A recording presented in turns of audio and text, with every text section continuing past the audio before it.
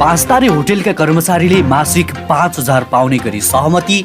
धुर्मुस सुन्तली फाउन्डेसनलाई भरतपुर महानगरले दियो 4 करोड रुपियाँ। हृदयेन्द्र राजा बन्न सक्ने कुरादेखि ओली पशुपतिनाथमा संकल्प पूजा गर्न पुगे सम्मको कुराकानी आजकै भिडियोमा।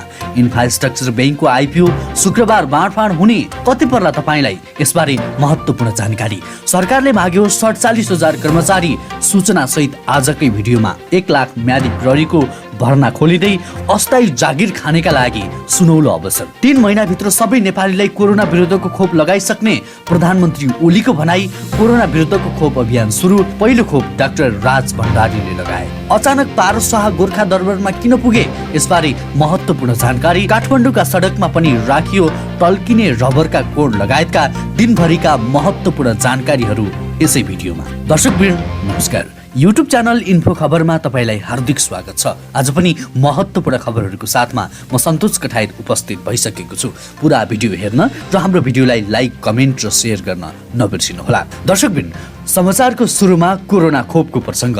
प्रधानमन्त्री केपी शर्मा ओलीले अबको 3 महिनाभित्र सम्पूर्ण नेपालीहरूलाई कोरोना विरुद्धको खोप उपलब्ध गराइसक्ने बताएका छन्। सबैलाई निशुल्क खोप उपलब्ध गराउने उनले बताएका हुन्। कोरोना विरुद्धको खोप अभियान शुभारम्भ समारोहलाई आज बालुवाटार स्थित निवासमा सम्बोधन गर्दै प्रधानमन्त्री ओलीले करिब 3 महिनाभित्र हामीले सम्पूर्ण नेपालीहरूलाई खोप उपलब्ध गराइसक्नेछौँ। मेरो विचारमा 3 महिना लाग्न सक्छ जस्तो छ। कोरोना भाइरस विरुद्धको खोप अभियान आजबाट देशभर सुरु भएको छ। पहिलो चरणमा स्वास्थ्य कर्मी, सुरक्षाकर्मी, सफाई कर्मी लगायतलाई कोरोना खोप लगाउन सुरु गरिएको छ। नेपालले कोरोना विरुद्धको कोभिसिल्ड खोप प्रयोगमा ल्याएको हो। कोभिसिल्ड खोपको 10 लाख डोज भारत सरकारले नेपाललाई अनुदानमा उपलब्ध गराएको हो। खोप उपलब्ध गराएकोमा प्रधानमन्त्री ओलीले भारतीय समकक्षी नरेन्द्र मोदीलाई धन्यवाद समेत दिएका छन्। उनले भारतबाट किनेर पनि खोप ल्याइने बताए। प्रधानमन्त्री ओलीले खोप नाफा कमाउने माध्यम र व्यापारको विषय हुन नदिने दोहोर्याए। कोरोना विरुद्धको खोप मानव जातिको साझा उपलब्धि, साझा सफलता र सबैको पहुँचभित्र हुनुपर्ने उनले बताए। त्यसैगरी प्रधानमन्त्री केपी शर्मा ओलीले प्रतिनिधि सभा विघटन गराएपछि देशको राजनीतिमा नाटकीय घटनाहरू विकास हुन थालेका छन्। यही सेरोफेरोमा कतिपयको बोली फेरिएको छ भने कतिपय ठाउँबाट आश्चर्यजनक सम्भावनाका विषयहरू उठ्न थालेका छन्। प्रतिनिधि सभा विघटन अगावै सडकहरूमा हिन्दू राष्ट्र र राज संस्था फर्काउने पक्षमा प्रदर्शनहरू बढ्दै गएका थिए। त्यसलाई अन्तर्राष्ट्रिय समुदायले पनि चासोका साथ हेरेका थिए। विघटनपछि राजा नै फर्कन सक्ने सम्मको टिप्पणीहरू विदेशबाट समेत हुन थालेको छ। भारतको क्याबिनेटका पूर्व सचिव एस रमेशले लेख मार्फत हृदयेन्द्रको राजा बन्ने सम्भावना औलाए। उनले 13 जनवरीमा टेलिग्राम इन्डियामा सनसनीपूर्ण लेख लेखेर बेबी किङको विगतमा उछेको विषय स्मरण गराउँदै 18 वर्ष पुगेका हृदयेन्द्र सम्भावना औलाएका हुन्। हृदयेन्द्र राजा बन्ने गरी राष्ट्रस्था फर्कने भारतका पूर्व सचिव रमेशको लेख मार्फत भविष्यवाणी गरिएको छ। बेबी नेकपाको पछिल्लो स्थितिपछि चीनले नेकपाको घटनाक्रमलाई अध्ययन गरिरहेको हुन सक्ने उनको भनाइ छ। विक्रमसम्म 2062-63 मा पूर्व राजा ज्ञानेन्द्रलाई सत्ता छाड्न लगाउन करण सिंह नेपाल पुगेको समेत स्मरण गर्दै उनले आफ्नो लेखमा राष्ट्रस्था पुनर्स्थापना गर्न राष्ट्रिय प्रजातन्त्र पार्टीले नेतृत्व लिन सक्ने बताएका हुन्। गिरिजाप्रसाद कोइरालाले राजा ज्ञानेन्द्र र पारसलाई हृदयेन्द्रका लागि मार्ग प्रशस्त गर्न आग्रह गरेको छ। एस रमेशले माओवादीको बेबी किङको प्रस्ताव अस्वीकार गरेको विषय उल्लेख गर्दै भनेका छन्, के यो विगतमा गरिएको आग्रहलाई नेताहरूले पुनः मान्यता देलान् त? विगतमा राजालाई सौहार्दपूर्ण तरिकाले गद्दी छाड्न लगाउन काङ्ग्रेस आएका भेटरान नेता करण सिंहलाई भारत सरकारले काठमाडौँ पठाएको उल्लेख गर्दै फेरि आउन सक्ने औलाएका छन्। तर यसपटक करण सिंह र राजा फर्काउने विषयमा कुरा गर्न आउने उनको आशय रहेको छ। त्यसैगरी धुर्मुस सुन्तली फाउन्डेसनले भरतपुर महानगरपालिका 15 मा निर्माण भइरहेको गौतम बुद्ध अन्तर्राष्ट्रिय क्रिकेट रङ्गशालाको काम अगाडि बढाउन भरतपुर महानगरले बुधबार धुर्मुस सुन्तली फाउन्डेसनलाई थप 4 करोड रुपियाँ सहयोग गरेको छ। यसअघि महानगरले फाउन्डेसनलाई 4 करोड दिइसकेको छ। बुधबार महानगर कार्यमा मेयर रेणु दाहालले फाउन्डेसनका अध्यक्ष सीताराम कट्टेल धुर्मुसलाई 4 करोड रुपियाँको चेक हस्तान्तरण गरेकी हुन्। महानगर प्रमुख दाहालले महानगरको आन्तरिक स्रोतबाट रङ्गशाला निर्माण कार्यका लागि धुर्मुस सुन्तली फाउन्डेसनलाई पटक पटक गरी पहिले 4 करोड र अहिले थप 4 करोड रुपियाँ दिएको बताइन्। महानगरबाट प्राप्त चेक ग्रहण गर्दै धुर्मुसले रङ्गशाला निर्माणको कामलाई अगाडि बढाउन यो सहयोगले सहज बनाएको प्रतिक्रिया दिए। उनले स्थानीय सरकार र जनताको सहयोगमा रङ्गशाला निर्माण कार्यलाई टुङ्गोमा पुर्याइने बताए। रङ्गशाला निर्माण सहयोगार्थ यसअघि महायज्ञको आयोजना पनि गरिएको थियो। त्यसैगरी होटल बन्द रहेको अवस्थामा घरमै बस्नुपर्ने कर्मचारीलाई 5 तारिकको हकमा मासिक 5,000 रुपियाँ उपलब्ध गराउने सहमतिसँगै होटल सञ्चालक र कर्मचारी मजदुर सङ्गठनबीच सामूहिक रूपमा सहमति भएको छ। र होटल सञ्चालन भएको अवस्थामा भने सक्रिय प्रणाली मार्फत आवश्यकताका आधारमा आलो पालो गरी श्रमिक तथा कर्मचारीहरूलाई काममा लगाइनेछ। आगामी 1 वर्षका लागि मान्य हुने गरी भएको यो सहमति पत्रमा सङ्घका तर्फबाट अध्यक्ष सिर्जना राणाले हस्ताक्षर गरेकी छन्। मजदुरको तर्फबाट नेपाल स्वतन्त्र होटल मजदुर युनियनका अध्यक्ष सूर्यबहादुर कुँवर, अखिल नेपाल होटल क्यासिनो तथा रेस्टुरेन्ट मजदुर सङ्घका अध्यक्ष माधव पाण्डे र नेपाल पर्यटन तथा होटल सम्बद्ध श्रमिक सङ्घका अध्यक्ष खेमराज खड्काले हस्ताक्षर गरेका हुन्। सहमति यस्तो रहेको छ। 5 तारे होटल तथा रिसोर्ट्समा कार्यरत श्रमिक तथा कर्मचारीहरूलाई मासिक रु 5,000 रुपियाँ रकम उपलब्ध गराइनेछ। 5 तारे होटल तथा रिसोर्ट्समा कार्यरत श्रमिक तथा कर्मचारीहरूलाई मासिक रु 4,000 रुपियाँ उपलब्ध गराइनेछ। 3 तारे होटल रिसोर्टमा कार्यरत श्रमिक तथा कर्मचारीहरूलाई मासिक 3,000 रुपियाँ उपलब्ध गराइनेछ। 2 तारे होटल रिसोर्टमा कार्यरत श्रमिक तथा कर्मचारीहरूलाई मासिक 2,500 रुपियाँ उपलब्ध गराइनेछ। त्यसैगरी 1 तारे होटलमा कार्यरत कर्मचारीहरूलाई मासिक 2,000 रकम उपलब्ध गराइनेछ। पर्यटक स्तरीय होटल रिसोर्टमा कार्यरत श्रमिक तथा कर्मचारीहरूलाई आपसी समझदारीमा गरिनेछ। त्यसैगरी सरकारले करार छेउमा 47,000 जना कर्मचारी माग गरेको छ। केन्द्रीय तथ्याङ्क विभागले राष्ट्रिय जनगणना कार्यक्रम अन्तर्गत राष्ट्रिय जनगणना 2078 मा तथ्याङ्क सङ्कलन तथा सुपरिवेक्षण गर्ने कार्यका लागि सो सङ्ख्यामा कर्मचारी माग गरेको हो। विभागले 60 दिनभित्र दरखास्त पेश गर्न बुधबार जारी गरेको सूचना मार्फत अनुरोध गरेको छ। विभागका अनुसार सुपरिवेक्षण 8,000 जना माग गरिएको छ भने गणक 39,000 जना माग गरिएको छ। आवेदन दिने मध्येबाट निश्चित मापदण्डको आधारमा सर्ट लिस्ट गरिने सूचनामा उल्लेख छ। त्यसैगरी प्रतिनिधि सभा विघटनपछि घोषित मध्यावधि निर्वाचनका लागि नेपाल प्रहरीले म्यादी प्रहरीमा भर्ना खोल्ने तयारी गरेको छ। सरकारले आगामी 17 र 27 वैशाखका लागि निर्वाचनको मिति तय गरिसकेको अवस्थामा प्रहरीले करिब 1 लाखको सङ्ख्यामा नबढ्ने गरी म्यादी प्रहरीको लागि भर्ना खोल्ने तयारी गरेको हो। यसका लागि प्रहरीले बजेटको माग सहितको सुरक्षा योजनाको प्रारम्भिक खाका बनाइसकेको छ। प्रहरी प्रधान कार्यालयका अनुसार मतदान केन्द्र र मतदान स्थलको सुरक्षाका लागि आवश्यक पर्ने म्यादी प्रहरीको आवश्यक सङ्ख्या र त्यसका लागि आवश्यक पर्ने बजेटको व्यवस्थापन सहित सुरक्षा योजना लगायतका प्राविधिक विषयमा खाका बनाएको हो। सो विषयमा प्रहरी प्रधान कार्यालयले अर्थ मन्त्रालय र निर्वाचन आयोगसँग समेत आवश्यक समन्वयको काम गरिरहेको छ। खाका अनुसार आगामी निर्वाचनका लागि 1 लाखको सङ्ख्यामा नबढ्ने गरी म्यादी प्रहरीमा भर्ना आह्वान गर्ने तयारी भएको हो। यसअघि 2074 सालमा सम्पन्न प्रतिनिधि सभा तथा प्रदेश सभा निर्वाचनमा नेपाल प्रहरीले 98,268 जना म्यादी प्रहरी भर्ना गरिएको थियो। नेपाल प्रहरीका केन्द्रीय प्रवक्ता वसन्त कुँवरले करिब 1 लाखको सङ्ख्यामा म्यादी प्रहरीको भर्ना आह्वानको तयारी भइरहेको जानकारी दिए। उनका अनुसार फागुनको दोस्रो वा तेस्रो साता भर्ना आह्वान हुनेछ।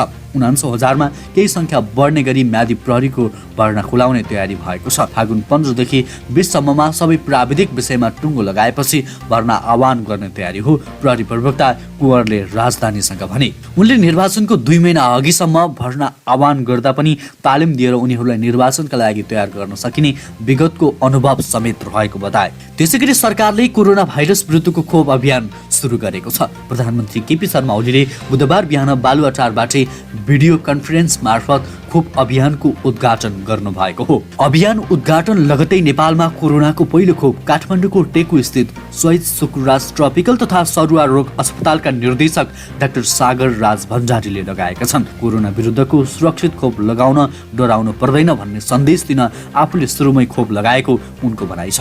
उनीसँगै डाक्टर अनुप बास्तोला र डाक्टर रुना झाले पनि कोरोना खोप लगाएका छन्। यससँगै देशैभर कोरोना खोप अभियान सुरु भएको छ। काठमाडौँ उपत्यकामा 17 वटा सहित देशभर 120 केन्द्रबाट कोरोना खोप दिइनेछ। भारत सरकारले अनुदानमा उपलब्ध गराएको कोभिसिल्ड नामक खोप पहिलो चरणमा बुधबार स्वास्थ्य कर्मी, सरसफाई कर्मी, एम्बुलेन्स चालक र शव व्यवस्थापन गर्ने व्यक्ति खोप केन्द्रमा खटिने सुरक्षाकर्मी, वृद्धाश्रममा काम गर्ने कर्मचारीहरूलाई दिइँदैछ। शुक्रबार अस्पतालमा कोरोना संक्रमितको उपचार तथा व्यवस्थापनमा खटिएका चिकित्सक, नर्स, स्वास्थ्य कर्मी तथा सरसफाई कर्मी गरी 264 जनाले बुधबार खोप लगाउँदैछन्। कान्ति बाल अस्पताल, चिरायु अस्पताल, ईशान बाल अस्पतालका स्वास्थ्य कर्मीले पनि टिचिङ अस्पतालमै खोप लगाउने गरी केन्द्र निर्धारण गरिएको छ। सशस्त्र प्रहरी अस्पताल बलम्बुमा 500 भन्दा बढीले खोप लगाउँदैछन्। पहिलो चरणमा कुल 4,30,000 जनालाई खोप दिइने तयारी भएको छ। त्यसैगरी इन्फ्रास्ट्रक्चर ब्याङ्कको आइपिओ आगामी शुक्रबार बाँडफाँड गर्ने तयारी गरिएको छ। बिक्री प्रबन्धक NIBLS क्यापिटलका अनुसार शुक्रबार बाँडफाँड गर्ने गरी नेपाल धितोपत्र बोर्डसँग स्वीकृति मागिएको छ। बैंकको आइपिओमा कुल 15,50,000 18 करोड 34 लाख किता सेयर माग्दै आवेदन दिएका छन्। बैंकले सर्वसाधारणलाई जम्मा 7 करोड 58 लाख 40,000 रुपियाँ किता सेयर बाँडफाँड गर्नेछ। आवेदन दिएको संख्यालाई आधार बनाउँदा 40 कितासम्मका लागि आवेदन दिने सबैले मागे जति नै सेयर पाउने भएका छन्। आवेदन दिएका मध्ये केही संख्या रद्द हुन सक्नेछ। कतिपयले न्यूनतम 10 किताका लागि पनि आवेदन दिएका हुन्छन्, तसर्थ अधिकांशले 50 किता सेयर पाउनेछन्। यदि रद्द हुने संख्या धेरै हुन गएमा केहीले 60 कितासम्म सेयर पाउन सक्नेछन्। धितोपत्र बाँडफाँड निर्देशिका अनुसार पुगेसम्म सबैलाई 10 किता र सोभन्दा बढी सेयर बाँडफाँड गर्न पुग्ने अवस्थामा 10 ले गुणा जाने अङ्कमा बाँडफाँड गर्नुपर्छ। कतिसम्म पुग्ला त बजार मूल्य? अहिले नै कतिपय लगानीकर्तामा बजार मूल्य कस्तो होला भन्ने खुल्दुली समेत बढेको छ। कम्पनीको वित्तीय स्थिति अनुसार नै दोस्रो बजारले मूल्य तय गर्नेछ। कम्पनीको वित्तीय स्थिति त्यति बलियो भइसकेको छैन, जसले गर्दा बजारमा तत्कालै मूल्य धेरै नबढ्ने अनुमान गर्न सकिन्छ। यो विभिन्न विकास आयोजनाहरूमा ऋण लगानी गर्नका लागि स्थापित भएको बैंक हो। यसले निक्षेपका रूपमा रकम जम्मा गरी स्रोत जुटाउँछ। त्यस्तै ऋणपत्र जारी गरेर पनि रकम सङ्कलन गर्दछ। सङ्कलित रकम पूर्वाधारका क्षेत्रमा लगानी गर्छ। आइपिओ निष्कासनपछि बैंकको चुक्ता पुँजी 20 अर्ब हुनेछ। पहिलो त्रैमासिक वित्तीय विवरण अनुसार कम्पनीको प्रति सेयर आम्दानी 6 रुपियाँ छ। कम्पनीले सो अवधिमा 18 करोड रुपियाँ खुद नाफा कमाएको छ।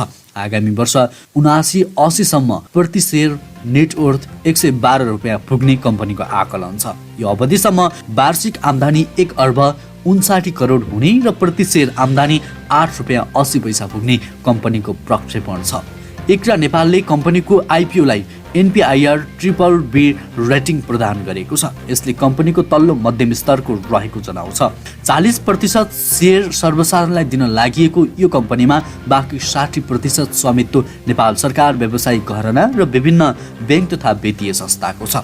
यसको कार्यालय नयाँ बानेश्वरमा रहेको छ। त्यसैगरी रातारात बढ्दैछ महँगी कि चुनाव लागिसकेको हो त? यस विषयमा महत्त्वपूर्ण समाचार रहेको छ। 2-3 महिना यता बजारमा महँगी अस्वाभाविक बढेको छ। दैनिक उपभोग्य हुने खाद्यान्न, नुन, तेलदेखि निर्माण सामग्री समेतको मूल्य अस्वाभाविक रूपमा बढेको हो। यसरी रातारात महँगी बढेपछि यतिखेर उपभोक्ताहरू मारमा परेका छन्। यतिसम्म कि 2-3 महिनाको अन्तरालमै बजार मूल्यमा झन्डै 50% सम्मले वृद्धि भएको तथ्याङ्कहरूले देखाएका छन्। यही अघिसम्म बजारमा 130 रुपियाँदेखि 200 रुपियाँ प्रति लिटर खुद्रा मूल्यमा पाइने खाने तेलको मूल्य अहिले 250-250 रुपियाँसम्म पुगेको छ। त्यस्तै निर्माण सामग्री अन्तर्गत बढी खपत हुने र डन्डीको बजार मूल्य अधिकतम 40% वृद्धि भएको छ। 2-3 महिना अवधिसम्म प्रति केजी 59-60 रुपियाँमा पाइने रडको मूल्य अहिले अधिकतम 82-83 रुपियाँसम्म पुगेको छ। त सिमेन्टको मूल्य पनि केही मात्रामा बढेको निर्माण व्यवसायी दीपक गौतम बताउनुहुन्छ। अहिलेको मूल्य वृद्धिलाई कुनै पनि हालतमा स्वाभाविक मान्न सकिँदैन। रातारात भएको मूल्य वृद्धिलाई हामीले शङ्काको रूपमा हेरेका छौँ, गौतमले भने। यस्तो मूल्य वृद्धिले उपभोक्तालाई मात्र होइन, अन्ततोगत राष्ट्रलाई नै नोक्सान पुर्याउने हो। व्यवसायी गौतमका अनुसार निर्माण सामग्रीको मूल्य वृद्धिको प्रभाव प्रत्यक्ष विकास निर्माणमा हुने गरेको छ। विकास निर्माणका योजनामा लागत बढ्ने र राष्ट्रको खर्च बढाउन सहयोग पुग्ने उनको भनाइ छ। सरकार अहिलेको मूल्य वृद्धिलाई अस्वाभाविक मान्न चाहँदैन। कोभिड-19 पछि खुलेको बजारमा उत्पादन लागत नै बढेकाले केही मात्रामा महँगी बढ्न गएको सरकारको भनाइ छ। हामीले वस्तुको बजार मूल्य त्यसको उत्पादन र लागतलाई हेरेर भन्नुपर्ने हुन्छ। जुन वस्तुको उत्पादन लागत नै बढी छ, त्यस्तो वस्तुको स्वाभाविक रूपमा बजार मूल्य बढी हुन्छ। अहिले त्यही भएको हो। वाणिज्य आपूर्ति तथा उपभोक्ता संरक्षण विभागका महानिर्देशक नेत्र प्रसाद सुवेदीले भने। त्यसैगरी पूर्व युवराज पारस शाहले बुधबार गोर्खा दरबार अवलोकनसँगै विशेष पूजा गरेका छन्। तत्कालीन राजवंशीय राजाले कुल देवताको रूपमा मान्ने गोर्खा कालिका र गोरखनाथ मन्दिरमा पूजाका लागि पारस शाह गोर्खा आएको उनका सल्लाहकार कृष्ण श्रेष्ठले बताए। गोर्खा दरबारको अवलोकन पूजा र ग्रह शान्तिको लागि गोर्खा आएका हुँ उनले भने। गोर्खा दरबार अवलोकन र पूजापछि राजतन्त्र समर्थकहरूबाट भेटघाट कार्यक्रमको आयोजना गरिएको थियो। शाह गोर्खा आएपछि बुधबार बिहानबाटै राज संस्थाका पक्षधरहरू गोर्खा दरबारमा भेला भएका थिए। त्यसैगरी महानगरीय ट्राफिक प्रहरी महाशाखाले दुर्घटना न्यूनीकरण गर्न काठमाडौँका विभिन्न स्थानमा टल्किने खालका रबरका कोण राखेको छ। महाशाखाले सडक विभाग, स्थानीय निकाय तथा विभिन्न सङ्घ संस्थासँग समन्वय गरी कोण राखेको हो। काठमाडौँ उपत्यकामा बढी दुर्घटना हुने चक्रपथ बाहिर 26 स्थान र भित्र 8 स्थान पहिचान गरेको महाशाखाले जनाएको छ।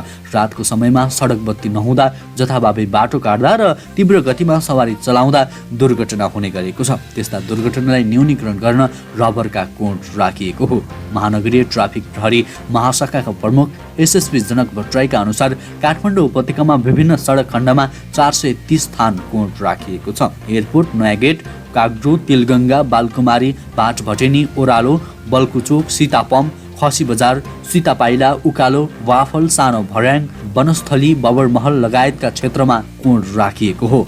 हवस् त दर्शकवृन्द, आजको लागि महत्त्वपूर्ण समाचार तथा जानकारी यति नै। हरेक दिन बिहानै ताजा अनि सत्य समाचार हेर्नको लागि हाम्रो युट्युब च्यानललाई सब्स्क्राइब गर्न नबिर्सिनुहोला। तपाईँको आजको दिन शुभ बितोस्।